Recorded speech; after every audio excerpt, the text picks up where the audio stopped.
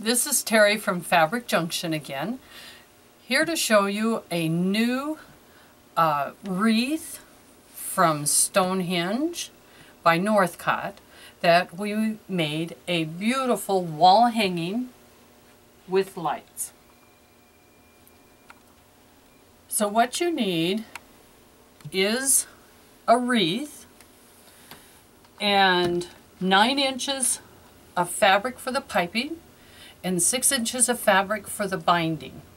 Then whatever you would like to back it and your batting. So the first thing you have to do is to cut your wreath. Now the fabric itself is like 23.5 inches.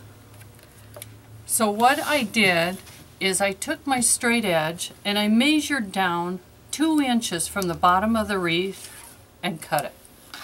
And I went to the top and the same thing.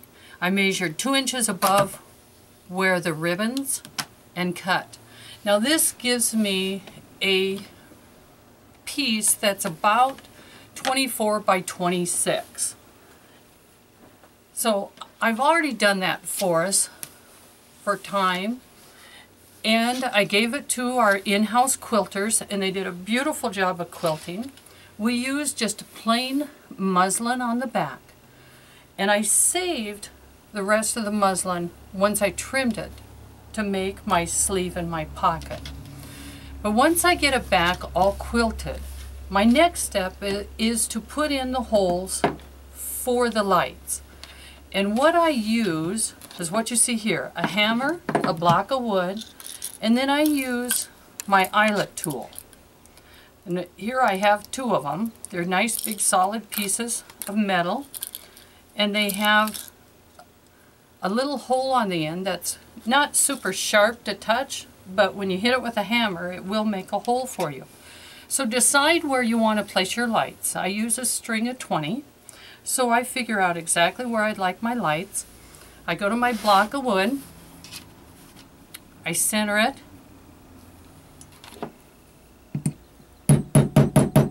and hit, and with any luck it should go through.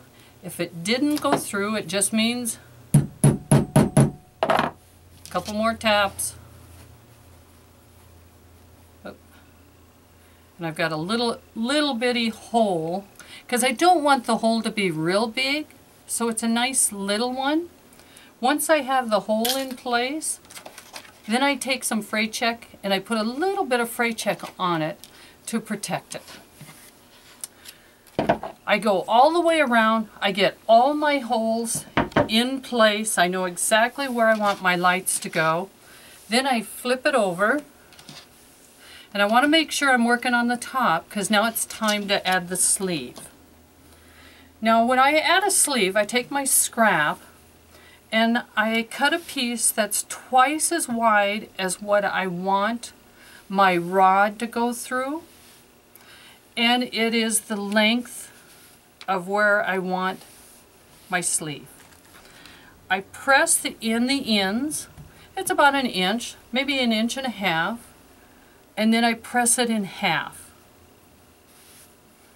I bring it to the top, right where it will be sewn into the binding, and I pin it in place because I don't want it to go anywhere when I get ready to bind. Now since I'm putting lights in this, I need a place to put the little battery pack. So I take my scrap and I cut a piece that's at least a 6 by 8. I sew together 2 sides, and as you see I've already done that. I've sewn 2 sides. I have one open. I don't need to sew that one because I'm again going to place it over here right in the binding, so the binding will pick that one up.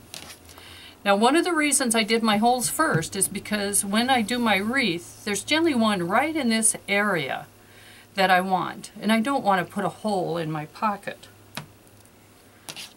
So I pin my pocket in place, and now I'm going to bind.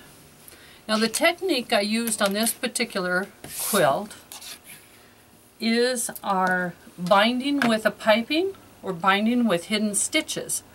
And you'll find that technique on one of our videos.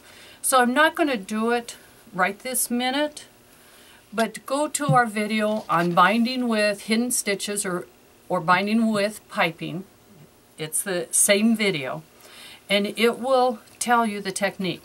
What I want you to know on this particular project, because I wanted just a little bit more showing of the piping, I cut it a little wider. So this project takes 3 strips of 1.5 inch for the piping, that's my red, and 3 strips of 2.5 inches for the piping. If I said that backwards, red is binding, the gold is piping. The red is 1.5 inches, the gold is 2.5. And you sew them end to end and then together. And then from this point, you can find the rest of the directions again, like I said, on our video on working with the piping. After you get that sewn on, you need to work on the back. And what I do here is then, I take my needle and thread, and a single strand of thread is fine, and I sew my pocket down on the other 2 sides, and I use just a simple whip stitch, which is just a forward moving stitch that just holds things together. Just a nice slow even stitch. I sew probably not more than 1/4 inch apart on my stitches or less. It depends on how firm I need it.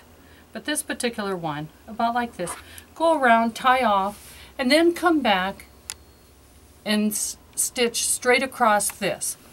Now I leave this open, I don't worry about it, because I do stick the rod in between the finished sleeve. So then your very last thing is to take your lights and to push them from the back to the front all the way around, and then hang and turn on your wreath. We have lights, we have panels. Check out our website at junctionfabric.com, and maybe you'll enjoy these beautiful wreaths that were from Stonehenge by Northcott. Thank you for watching.